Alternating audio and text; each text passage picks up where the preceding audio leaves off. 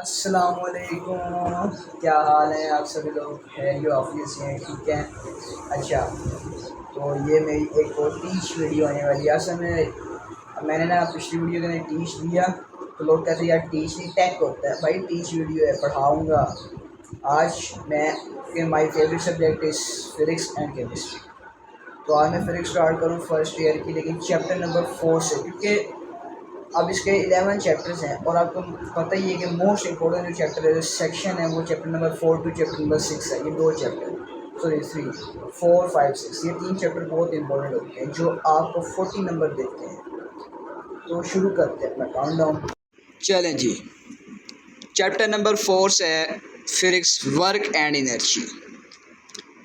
सबसे पहले हम बात करते हैं डेफिनेशन ऑफ वर्क।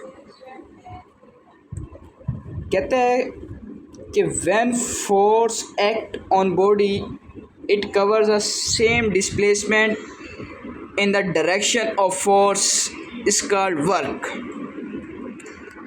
मिसाल के तौर पे ये एक पॉइंटर है और मैं इसको इस तरह फोर्स लगा रहा हूँ। ये बॉडी है मेरी और ये फोर्स लग रही है। ये जो फोर्स मैं इसके ऊपर लगा रहा हूँ ये कवर जो कर रही है सेम डिस्प्लेसमेंट, और सेम डिस्प्लेसमेंट कवर करेगी एक ही डायरेक्शन में, और वो डायरेक्शन होगी जिस डायरेक्शन में मैं फोर्स अमल करूँगा। ये ऑब्जेक्ट है, इस डायरेक्शन के अंदर ये फोर्स अमल करी है, इसी डायरेक्शन के अंदर डिस्प्लेसमेंट अगर कवर होगा इसका वर्क तो वर्क कहलाता है। हम इसकी एक और डेफिनेशन की बात कर लेते हैं। वन मोर डेफिनेशन जो है इसकी वो ये है कि the dot product of force and displacement is called work. जी हाँ, जो डॉट प्रोडक्ट होता है, आपने 9th 10th दोनों में, ये डॉट है और एक होता है क्रॉस प्रोडक्ट। तो ये जो प्रोडक्ट हमारे पास होता है डॉट क्रॉस प्रोडक्ट, तो डॉट वो यही बात कर रहा है कि the dot product of force, यानी कि फोर्स और डिस्प्लेसमेंट के दरमियान हम क्रॉस नहीं लगा सकते, तो हम इस्तेमाल करते हैं डॉट का फर्स्ट ईयर के अंदर। तो अगर हम डॉट लगाएंगे फोर्स एंड डिस्प्लेसमेंट के दरमियान तो वो हमारे पास वर्क होगा। The dot product of force and displacement is called work. उसके बाद हम आ जाते हैं इसके फार्मूले पे। W is equal to FD। अब आप यहाँ गौर करें तो यहाँ एक डॉट लगा हुआ है, चूँकि अभी हमने ऊपर डेफिनेशन पढ़ी थी कि द डॉट प्रोडक्ट की, और यहाँ डॉट है। W बराबर है F.D और इसके ऊपर हमने एरो लगा दी है। आपको नज़र आ रहा है कि हमने इनके ऊपर एरो लगा दिया और दरमियान में डॉट है। अब हमने इसका जो मैग्नीट्यूड में हम फार्मूला लिखेंगे तो हम लिखेंगे F is equal to FD cos theta. Magnitude दोबारा देखें कि W is equal to FD cos theta, ये हमारा क्या है, मैग्नीट्यूड।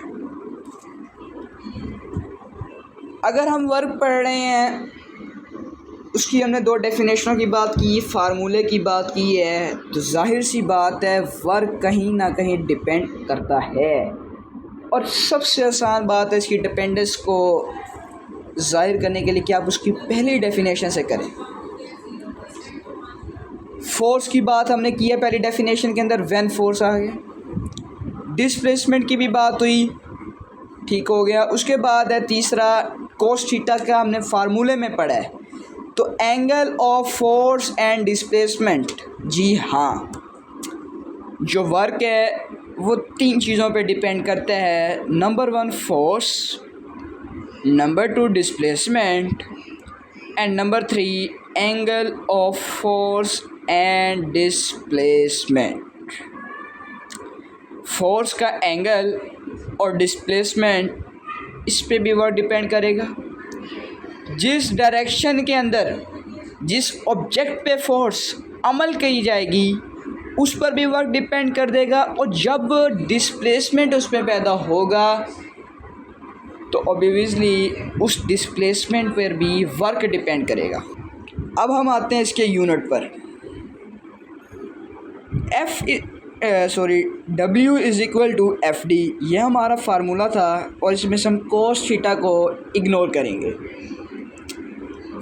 जो फोर्स है हमारे पास उसका यूनिट न्यूटन मीटर होता है और डी हमारे पास डिस्प्लेसमेंट जॉल, यानी कि जो F की जगह N आएगा और D की जगह मीटर, F D की जगह न्यूटन मीटर आ गया। और आपको मालूम है 9th क्लास के अंदर हमने पढ़ा था कि जो न्यूटन मीटर है वो किसके बराबर होता है, जॉल के। और जो W is equal to NM है ये हमारा ड्राइव यूनिट है। और अगर हम इसको कन्वर्ट करेंगे बेस यूनिट के अंदर तो वो कैसे करेंगे तो वो देखते हैं। हमारे पास फार्मूला था W is equal to NM, अब हम उसको कन्वर्ट कर रहे हैं किसके अंदर, बेस यूनिट के अंदर। तो जो न्यूटन मीटर है वो हमारे पास बराबर होता है किलोग्राम के और मीटर हमारे पास होता है मीटर पर सेकंड स्क्वायर के। उसको हम मल्टीप्लाई करवाएंगे m से। जब हम उसको मीटर से ही मल्टीप्लाई करवाएंगे तो हमारे पास मीटर स्क्वायर और s-2 वैसे का वैसे। तो ये आएगा W is equal to kilogram metre square second पर सेकंड स्क्वायर। और ये जो हमने निकाला है ये हमारा होगा बेस यूनिट। क्या होगा, बेस यूनिट। जी हाँ। अब हम इसकी डायमेंशन की बात करते हैं। अगर आप अपनी फिज़िक्स की बुक खोलते हैं तो आपको ये सवाल कहीं नहीं मिलेगा कि वर्क की डायमेंशन निकालें या किसी भी ईच एंड एवरीथिंग टॉपिक आपको ये नहीं कहेगा कि आप किसकी डायमेंशन निकालें, लेकिन बोर्ड में ये सवाल आता है डायमेंशन का।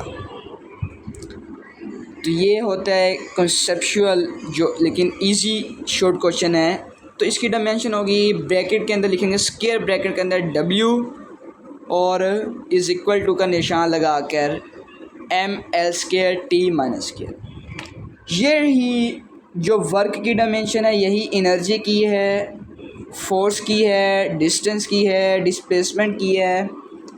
फिजिक्स के अंदर ज़्यादातर डायमेंशन यही निकलेगी। ठीक हो गया। क्वांटिटी की बात करते हैं भाई, जो है कि वर्क कौन सी क्वांटिटी है, कि वो वर्क वेक्टर है या स्केलर। तो यहाँ लिखा हुआ है work is a scalar quantity.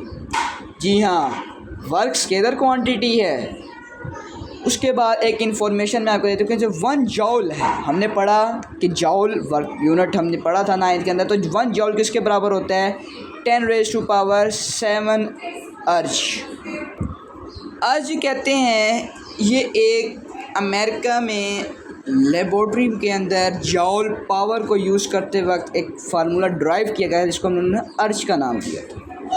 तो हम ये देखेंगे कि 1 जॉल बराबर होगा 10⁻⁷ अर्ज। Important MCQs। उसके बाद मेन बात, कंडीशन ऑफ वर्क्स, कि वर्क कब पॉजिटिव होगा, कब सेम होगा, कब नेगेटिव होगा। If theta is equal to 90 degree work is positive.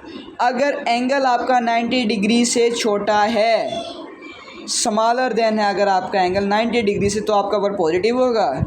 हाँ, अगर आपका जो एंगल है वो 90 डिग्री से बड़ा हो जाएगा, ग्रेटर देन होगा, तो आपका वर्क नेगेटिव होगा। अगर आपका एंगल 90 डिग्री के बराबर आ जाएगा, यानी कि इक्वलिटी हो जाएगी, तब आपका जो वर्क है वो वर्क नहीं होगा। उस time no work is done, work ही नहीं होगा। अगर तो एंगल छोटा है तो वर्क पॉजिटिव, अगर एंगल ग्रेटर है तो वर्क इज़ नेगेटिव, अगर एंगल 90 डिग्री के बराबर है तो नो वर्क, कोई वर्क नहीं। तो ये था आज का हमारा topic physics, work and energy. तो इसी तरह की और भी वीडियोस हम आगे निकालेंगे। अब तक के लिए अल्लाह हाफिज़। चैनल को सब्सक्राइब करना है, वीडियो को लाइक करना है, शेयर करना है, कमेंट करना है।